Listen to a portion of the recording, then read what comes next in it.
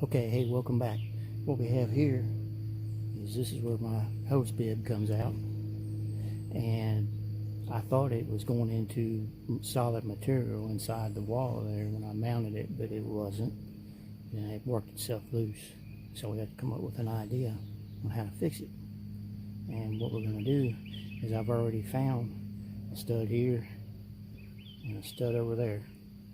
So now I got me a piece of wood, and we're going to drill some holes in it, and we're going to screw it to the outside of the wall, and we can make a solid mount.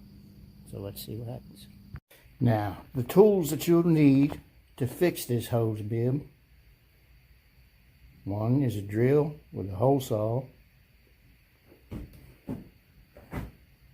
a circular saw to cut your wood, tape measure, a pencil, a speed square, the most important tool, your coffee mug. Now, one of these is optional. Can you guess which one it is? That's right. The speed square. Boom. Just like that. We got us a board ready. Now this is why you never throw nothing away. I need something that was going to be weatherproof, like a treated lumber.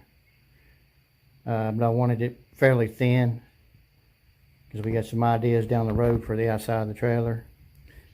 And this piece of wood here is actually weatherproof door trim, I guess you could say. It's made to be on the outside, and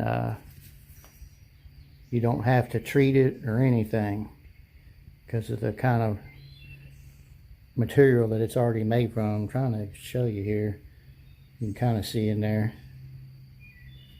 So I measured. I'm going to have two studs that I measured for on the trailer, and so now we're about halfway there. So now let's go up here and see what we can do next. And just like that, we got a new hose bib mount. It's on there really solid. She ain't coming back out now. Hey, I hope you enjoyed the video. God bless. Have a good day.